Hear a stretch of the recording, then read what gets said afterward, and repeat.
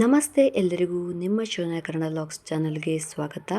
ಇವತ್ತಿನ ವಿಡಿಯೋದಲ್ಲಿ ನಾನು ತೋರಿಸುವಂಥ ಚಟ್ನಿ ಪುಡಿ ಒಂದು ವಿಶೇಷವಾದಂಥ ಚಟ್ನಿ ಪುಡಿ. ಇದು ನುಗ್ಗೆ ಸೊಪ್ಪಿನ ಒಂದು ಚಟ್ನಿ ಪುಡಿ. ಈ ನುಗ್ಗೆ ಸೊಪ್ಪಿನ ಚಟ್ನಿ ಪುಡಿ ಅಂತೂ ತುಂಬಾ ಟೇಸ್ಟಿಯಾಗಿರುತ್ತೆ, ತುಂಬಾ ಆರೋಗ್ಯಕರವಾದಂಥ ಚಟ್ನಿ ಪುಡಿ ಇದು.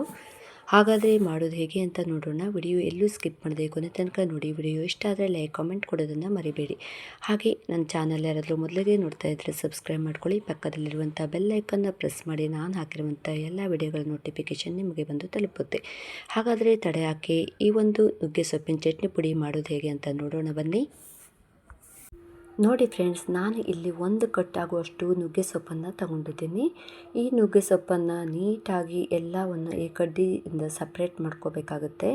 ಕಡ್ಡಿ ಎಲ್ಲ ಇರುತ್ತಲ್ಲ, ಅದರಿಂದ ಕ್ಲೀನಾಗಿ ಇದನ್ನು ತೆಕ್ಕೋಬೇಕಾಗುತ್ತೆ. ಈ ಒಂದು ನುಗ್ಗೆ ಸೊಪ್ಪಿನಲ್ಲಿ ತುಂಬ ಅಂದರೆ ತುಂಬ ಆರೋಗ್ಯಕ್ಕೆ ಹೆಲ್ಪ್ ಆಗುವಂಥ ಒಂದು ಪ್ರೋಟೀನ್ಸ್ ಆಗಿರ್ಬೋದು, ಮಿನರಲ್ಸ್ ಆಗಿರ್ಬೋದು, ತುಂಬ ಅಂದರೆ ತುಂಬ ಐರನ್ ಕಂಟೆಂಟ್ಸ್ ಆಗಿರ್ಬೋದು ತುಂಬ ಹೇರಳವಾಗಿ ಇದೆ. ಹಾಗೆ ಫೈಬರ್ ಕಂಟೆಂಟ್ ಕೂಡ ಇದೆ. ನಾನು ಇವತ್ತಿನ ವಿಡಿಯೋದಲ್ಲಿ ಈ ನುಗ್ಗೆ ಸೊಪ್ಪಿನ ಚಟ್ನಿ ಪುಡಿ ಮಾಡೋದು ಹೇಗೆ ಅಂತ ತೋರಿಸ್ತಾ ಇದ್ದೀನಿ. ಹಾಗೆ ಈ ಚಟ್ನಿ ಪುಡಿ ಮಾಡ್ತಾ ನಾನು ಇದನ್ನು ಯಾರೆಲ್ಲ ತಿನ್ನಬೇಕು, ಎಷ್ಟು ತಿನ್ನಬೇಕು, ಹಾಗೆ ಇದರಿಂದ ಏನೇನು ಬೆನಿಫಿಟ್ಸ್ ಇದೆ ಅನ್ನೋದನ್ನು ಡೀಟೇಲ್ ಆಗಿ ಹೇಳ್ತೀನಿ. ಈ ನುಗ್ಗೆ ಸೊಪ್ಪನ್ನು ಎಲ್ಲ ನೀಟಾಗಿ ಬಿಡಿಸ್ಕೊಂಡ್ಮೇಲೆ ಇದನ್ನು ನಾವು ಸ್ವಲ್ಪ ವಾಶ್ ಮಾಡ್ಕೋಬೇಕಾಗುತ್ತೆ. ಯಾಕಂದರೆ ಇದರಲ್ಲಿ ಡಸ್ಟ್ ಎಲ್ಲ ಕೂತ್ಕೊಂಡಿರುತ್ತೆ ಮರದಲ್ಲಿರುವಾಗ. ಹಾಗಾಗಿ ತೆಗೆದ ಮೇಲೆ ಇದನ್ನೆಲ್ಲ ಕ್ಲೀನ್ ಮಾಡ್ಕೊಂಡಾದ್ಮೇಲೆ ಸ್ವಲ್ಪ ತೊಳೆದು ನೀಟಾಗಿ ತೊಳೆದ ಆದಮೇಲೆ ಇದನ್ನು ಒಂದು ಕಾಟನ್ ಬಟ್ಟೆಯಲ್ಲಿ ಒಣಗಿಸಿ ಸ್ವಲ್ಪ ಫ್ಯಾನ್ ಹಾಕಿಟ್ರೆ ಆಯಿತು. ಎಲ್ಲ ನೀರನ್ನು ಕೂಡ ಇದು ಚೆನ್ನಾಗಿ ಒಣಗಿ ಈ ಎಲೆ ಕೂಡ ಡ್ರೈ ಆಗಿರುತ್ತೆ. ಇಷ್ಟಾದರೆ ಸಾಕಾಗುತ್ತೆ ನೋಡಿ. ಇವಾಗ ಇದನ್ನು ನಾನು ಡ್ರೈ ರೋಸ್ಟ್ ಮಾಡ್ಕೋಬೇಕಾಗುತ್ತೆ ಮೊದಲಿಗೆ ಸೊಪ್ಪನ್ನು. ಹಾಗಾಗಿ ನಾನು ಒಂದು ಕಡಾಯಿ ಇಟ್ಕೊಂಡಿದ್ದೀನಿ. ಈ ಕಡಾಯಿಯಲ್ಲಿ ಮೊದಲಿಗೆ ಸೊಪ್ಪನ್ನು ನಾವು ಲೋ ಟು ಮೀಡಿಯಮ್ ಫ್ಲೇಮಲ್ಲಿ ಇದನ್ನು ನಾವು ಫ್ರೈ ಮಾಡ್ತಾ ಬರಬೇಕಾಗುತ್ತೆ. ಚೆನ್ನಾಗಿ ಇದು ರೋಸ್ಟ್ ಆಗುತ್ತೆ. ರೋಸ್ಟ್ ಆದಮೇಲೆ ಇದನ್ನು ಸ್ವಲ್ಪ ನಾವು ತಣಿಲಿಕ್ಕೆ ಬಿಡಬೇಕಾಗುತ್ತೆ. ಯಾಕಂದರೆ ಬಿಸಿ ಬಿಸಿ ಇರುವಾಗ ಮಿಕ್ಸಿ ಹಾಕಿದರೆ ಅದು ಒಂಥರ ನೈಸಾಗಿ ಚಟ್ನಿ ಆ ಥರ ಆಗುತ್ತೆ. ಇದು ಪೌಡ್ರ್ ಥರ ಆಗಬೇಕಾಗುತ್ತೆ ನಮಗೆ. ಹಾಗಾಗಿ ಇದನ್ನು ತಣಿಲಿಕ್ಕೆ ಇಡಬೇಕಾಗುತ್ತೆ. ಸ್ವಲ್ಪ ಬಿಸಿಯಾಗಿ ಗರಿ ಗರಿ ಆದಮೇಲೆ ಇದು ಒಂದು 50% ಗರಿ ಗರಿ ಆದರೆ ಸಾಕಾಗುತ್ತೆ. ಈ ನುಗ್ಗೆ ಸೊಪ್ಪು ತಿನ್ನೋದ್ರಿಂದ ಏನೆಲ್ಲ ಬೆನಿಫಿಟ್ಸ್ ಇದೆ ಅಂತ ನಾನು ಇವಾಗ ಹೇಳ್ತೀನಿ. ಇದರಲ್ಲಿ ವಿಟಮಿನ್ ಬಿ ಮತ್ತು ಸಿ ಇದೆ, ಮಿನರಲ್ಸ್ ಕೂಡ ಇದೆ, ಹಾಗೆ ಪ್ಲ್ಯಾಂಟ್ ಬೇಸ್ಡ್ ಪ್ರಾಪರ್ಟೀಸ್ ಇದೆ. ಇದು ಲಿವರನ್ನು ಪ್ರೊಟೆಕ್ಟ್ ಮಾಡುತ್ತೆ, ಡೈಜೆಷನ್ನ ಇಂಪ್ರೂವ್ ಮಾಡುತ್ತೆ, ಬ್ರೈನ್ ಹೆಲ್ತ್ಗೆ ಸಪೋರ್ಟ್ ಮಾಡುತ್ತೆ, ಇನ್ನು ಶುಗರು ಬಿ ಪಿನ ಕಂಟ್ರೋಲ್ನಲ್ಲಿಡುತ್ತೆ, ಮತ್ತು ಹಾರ್ಮೋನಲ್ಸನ್ನು ಬ್ಯಾಲೆನ್ಸಲ್ಲಿ ಇಡುತ್ತೆ, ಮತ್ತು ಹೇರ್ ಗ್ರೋತಿಗೆ ತುಂಬಾ ಸಹಾಯ ಮಾಡುತ್ತೆ, ಸ್ಕಿನ್ ಹೆಲ್ತನ್ನು ಇಂಪ್ರೂವ್ ಮಾಡುತ್ತೆ. ಈ ರೀತಿ ಹೇಳ್ತಾ ಹೋದರೆ ಸಾಕಷ್ಟು ಬೆನಿಫಿಟ್ಸ್ ಇದೆ. ಇವಾಗ ನೋಡಿ ಚೆನ್ನಾಗಿ ಹುರಿದಿಟ್ಕೊಂಡಿದ್ದೀನಿ ನಾನು. ಇಷ್ಟು ಗರಿ ಗರಿ ಆದರೆ ಸಾಕಾಗುತ್ತೆ. ಇದನ್ನು ಸಪ್ರೇಟಾಗಿ ಎತ್ತಿಟ್ಕೊಳ್ತೀನಿ. ನೆಕ್ಸ್ಟ್ ನಾನು ಅದೇ ಪ್ಯಾನ್ಗೆ 2 ಸ್ಪೂನಷ್ಟು ಶೇಂಗಾ ಬೀಜ, 2 ಸ್ಪೂನಷ್ಟು ಕಡಲೆಬೇಳೆ, 2 ಸ್ಪೂನಷ್ಟು ಉದ್ದಿನಬೇಳೆ ಹಾಕಿ ಚೆನ್ನಾಗಿ ಫ್ರೈ ಮಾಡ್ಕೋಬೇಕಾಗುತ್ತೆ. ಆದಷ್ಟು ನಾನು ಮೀಡಿಯಮ್ ಫ್ಲೇಮಲ್ಲೇ ಹುರಿತಾ ಇದ್ದೀನಿ. ಇದು ಒಂದು ಒಳ್ಳೆ ಅರೋಮಾ ಬರೋವರೆಗೂ ಹುರ್ಕೋಬೇಕಾಗುತ್ತೆ. ಇವಾಗ ಇದಕ್ಕೆ 2ರಿಂದ 4 ಸ್ಪೂನಷ್ಟು ಧನಿಯಾ ಕಾಳನ್ನು ಹಾಕ್ಕೊಂಡಿದ್ದೀನಿ. ಸ್ವಲ್ಪ ಜೀರಿಗೆ ಅಂದರೆ 1 ಸ್ಪೂನಷ್ಟು ಜೀರಿಗೆ ಹಾಕ್ಕೊಂಡಿದ್ದೀನಿ.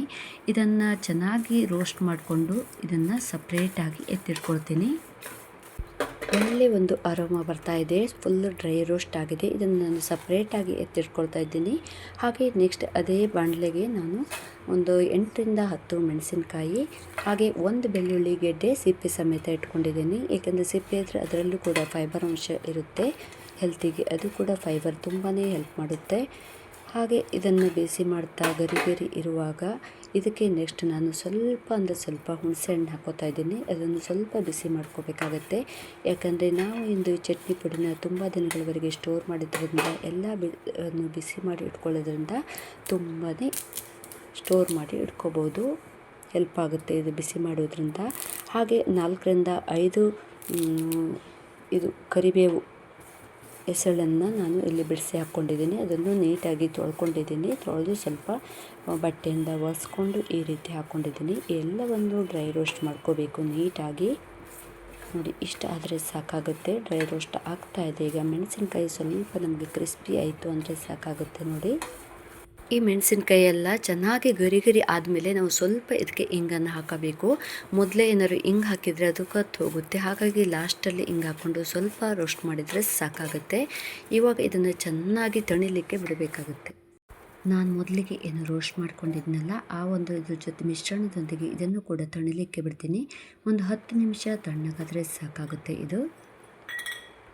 ನೀವೇನಾದರೂ ಬಿಸಿ ಇರುವಾಗ ಮಿಕ್ಸಿ ಮಾಡಿದರೆ ಅದು ಒಂಥರ ಮಿಕ್ಸಿಗೆ ಅಂಟ್ಕೊಂಡು ಬಿಡುತ್ತೆ, ಎಲ್ಲ ಬಿಸಿ ಬಿಸಿ ಇರೋದ್ರಿಂದ. ಹಾಗಾಗಿ ಈಗ ಸಂಪೂರ್ಣವಾಗಿ ಇದು ತಣ್ಣಗಾಗಿದೆ. ಇದನ್ನು ಒಂದು ಮಿಕ್ಸಿ ಜಾರ್ಗೆ ಹಾಕೋತೀನಿ. ನಾನು ಮೊದಲಿಗೆ ಡ್ರೈ ರೋಸ್ಟ್ ಮಾಡಿರುವಂಥ ಮಸಾಲೆ ಐಟಮ್ಸ್ ಎಲ್ಲ ಮೊದಲಿಗೆ ನಾನು ಡ್ರೈ ರೋಸ್ಟ್ ಪೌಡ್ರ್ ಮಾಡ್ಕೋತೀನಿ.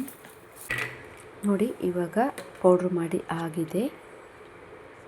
ಇಷ್ಟು ತರಿ ಆದರೆ ಸಾಕಾಗುತ್ತೆ ನಮಗೆ. ಒಂದು ಮೆಣಸಿನ್ಕಾಯಿ ಉಳ್ಕೊಂಡು ಬಿಟ್ಟಿದೆ, ಹಾಗೆ ಇಷ್ಟು ತರಿ ಆದರೆ ಸಾಕಾಗುತ್ತೆ ಮೊದಲು. ಆಮೇಲೆ ನಾವು ಈಗ ತಣ್ಣಗಾಗಿರುವಂಥ ಈ ನುಗ್ಗೆ ಸೊಪ್ಪನ್ನು ಇದಕ್ಕೆ ಮಿಕ್ಸ್ ಮಾಡ್ಕೋತೀನಿ. ನೋಡಿ ನುಗ್ಗೆ ಸೊಪ್ಪು ಕೂಡ ಗರಿ ಗರಿಯಾಗಿದೆ. ಇದಕ್ಕೆ ನಾನು ಇಲ್ಲಿ 1 ಸ್ಪೂನ್ ಆಗೋಷ್ಟು ಕಲ್ಲುಪ್ಪನ್ನು ಬಳಸ್ಕೊಂಡಿದ್ದೀನಿ. ನೋಡಿ ಕಲ್ಲುಪ್ಪನ್ನು ಹಾಕ್ಕೊಂಡು ಇದನ್ನು ಮತ್ತೆ ನಾವು ಮಿಕ್ಸಿ ಮಾಡ್ಕೋಬೇಕಾಗುತ್ತೆ. ಈಗ ತರಿಯಾಗಿರುವಂಥ ಒಂದು ಚಟ್ನಿ ಪುಡಿ ರೆಡಿಯಾಗಿದೆ ನೋಡಿ. ತುಂಬಾ ಆರೋಗ್ಯಕರವಾದ, ತುಂಬಾ ಈಸಿಯಾಗಿ ಮಾಡ್ಬೋದಂಥ ಒಂದು ನುಗ್ಗೆ ಸೊಪ್ಪಿನ ಚಟ್ನಿ ಪುಡಿ ಈಗ ರೆಡಿಯಾಗಿದೆ. ಈ ಚಟ್ನಿ ಪುಡಿಯನ್ನು ಸ್ವಲ್ಪ ಹೊತ್ತು ನಾವು ತಣಿಲಿಕ್ಕೆ ಬಿಡಬೇಕಾಗುತ್ತೆ. ಯಾಕಂದರೆ ಮಿಕ್ಸಿಯಲ್ಲಿ ಹೊಡೆದಿರುವಾಗ ಸ್ವಲ್ಪ ಬಿಸಿ ಬಿಸಿ ಇರೋದ್ರಿಂದ ಈ ಥರ ಸ್ವಲ್ಪ ಮುದ್ದೆ ಆಗಿರುತ್ತೆ. ಹಾಗಾಗಿ ಇದನ್ನು ಒಣಗಲಿಕ್ಕೆ ಬಿಟ್ಟರೆ ನೈಸಾಗಿ ಪೌಡರ್ ರೂಪದಲ್ಲಿ ಬರುತ್ತೆ. ಇದನ್ನು ನಾವು ಒಂದು ಏರ್ಟೈಟ್ ಕಂಟೈನರಲ್ಲಿ ಪ್ಲಾಸ್ಟಿಕ್ ಡಬ್ಬದಲ್ಲಾಗಿರ್ಬೋದು, ಸ್ಟೀಲ್ ಡಬ್ಬದಲ್ಲಾಗ್ಬೋದು, ಗ್ಲಾಸ್ ಕಂಟೈನರಲ್ಲಾಗಿದ್ದರೂ ಸ್ಟೋರ್ ಮಾಡಿ ಇಟ್ಕೋಬೋದು. ನೀವು ಆಚೆ ಕಡೆ ಇಟ್ಕೊಂಡ್ರೆ 1 ವಾರ 15 ದಿನ ಇಟ್ಕೋಬೋದು. ಹಾಗೆ ಫ್ರಿಜ್ಜಲ್ಲಿ ಇಟ್ಕೊಂಡ್ರೆ 4 ರಿಂದ 5 ತಿಂಗಳವರೆಗೆ ಯೂಸ್ ಮಾಡ್ಕೋಬೋದು. ಇನ್ನೊಂದೇನು ಗೊತ್ತಾ ಫ್ರೆಂಡ್ಸ್, ಈ ನುಗ್ಗೆ ಸೊಪ್ಪಿನಲ್ಲಿ ಐರನ್ ಕಂಟೆಂಟ್ಸ್ ಜಾಸ್ತಿ ಆಗಿರೋದ್ರಿಂದ ಮಕ್ಕಳಿಗೆ ಕೊಡೋದ್ರಿಂದ ಮಕ್ಕಳಲ್ಲಿ ಬೆಳೆಯುವಂಥ ಬೋನ್ಸ್ ಆಗಿರ್ಬೋದು ತುಂಬಾ ಚೆನ್ನಾಗಿ ಡೆವಲಪ್ಮೆಂಟ್ ಆಗುತ್ತೆ. ಹಾಗೆ ಬ್ರೈನ್ ಡೆವಲಪ್ಮೆಂಟ್ ಕೂಡ ತುಂಬ ಚೆನ್ನಾಗಿ ಆಗುತ್ತೆ. ನೋಡಿ ಇಲ್ಲಿ ನಾನು ನುಣ್ಣಗೆ ಇದನ್ನು ಪೌಡ್ರ್ ಮಾಡ್ಕೊಂಡಿಲ್ಲ, ಸ್ವಲ್ಪ ತರಿಯಾಗಿ ಮಾಡ್ಕೊಂಡಿದ್ದೀನಿ. ಈ ರೀತಿ ಇದ್ರೇ ಇದು ಒಂದು ಬಿಸಿ ಅನ್ನ ಜೊತೆ ಆಗಲಿ, ಚಪಾತಿ ಜೊತೆಗಾಗಲಿ ಇರ್ಬೋದು, ತುಪ್ಪ ಹಾಕ್ಕೊಂಡು ಅನ್ನ ಜೊತೆಗೆ ತಿಂತಾಯಿದ್ರೆ ತುಂಬಾ ಟೇಸ್ಟಿಯಾಗಿರುತ್ತೆ. ಹಾಗೆ ಇದನ್ನು ಪ್ರೆಗ್ನೆಂಟ್ ಲೇಡೀಸ್ ಕೂಡ ತಿನ್ಬೋದು. ವಾರದಲ್ಲಿ 1-2 ಸಲ ತೊಗೊಂಡ್ರೆ ಸಾಕಾಗುತ್ತೆ ಒಂದೊಂದು ಸ್ಪೂನನ್ನು. ಯಾವಾಗಲೂ ಒಂದೇ ಥರ ಸಾರು, ತಂಬುಳಿ ಈ ಥರ ಬೋರ್ ಆಗಿರೋದ್ರಿಂದ ತಿಂದು ಈ ಒಂದು ಚಟ್ನಿ ಪುಡಿ ರೆಡಿ ಮಾಡ್ಕೊಳ್ಳೋದ್ರಿಂದ ತುಂಬಾ ಹೆಲ್ಪ್ ಆಗುತ್ತೆ. ಏನಾದ್ರು ಅರ್ಜೆಂಟಲ್ಲಿ ಸಾಂಬಾರು ಮಾಡಲಿಕ್ಕಾಗಿಲ್ಲ ಅಂದರೆ ಬಿಸಿ ಬಿಸಿ ಅನ್ನದ ಜೊತೆ ಈ ಒಂದು ಚಟ್ನಿ ಪುಡಿ ಕಲಿಸ್ಕೊಂಡ್ರೆ ಸಾಕಾಗುತ್ತೆ. ಈ ಒಂದು ಚಟ್ನಿ ಪುಡಿಯನ್ನು ಮಕ್ಕಳು ಹಾಸ್ಟೆಲಲ್ಲಿರ್ಬೋದು, ಪಿ ಜಿಲಿರ್ಬೋದು, ಅವರಿಗೊಂದು ಡಬ್ಬದಲ್ಲಿ ಹಾಕ್ಕೊಟ್ಬಿಟ್ರೆ ಅವರು ಚೆನ್ನಾಗಿ ಇದನ್ನು ತಿಂದ್ಕೊಂಡಿರ್ತಾರೆ. ಯಾವುದೇ ರೀತಿಯ ತೊಂದರೆ ಕೂಡ ಆಗೋದಿಲ್ಲ. ಆರೋಗ್ಯದಲ್ಲಿ ಕೂಡ ಆರಾಮವಾಗಿ ಇರ್ತಾರೆ ಅವರು. ನೋಡಿದ್ರಲ್ಲ ಫ್ರೆಂಡ್ಸ್, ಇವತ್ತಿನ ವಿಡಿಯೋ ನಿಮ್ಗೆ ಹೆಲ್ಪ್ಫುಲ್ ಆಗಿದೆ ಅಂದ್ಕೊಂಡಿದ್ದೀನಿ. ಹಾಗೆ ಇನ್ನೊಂದು ಉತ್ತಮವಾದ ರೆಸಿಪಿಯೊಂದಿಗೆ ನಾನು ನಿಮಗೆ ಸಿಗ್ತೀನಿ. ಅಲ್ಲಿವರೆಗೂ take care, bye bye, see you friends, thank you.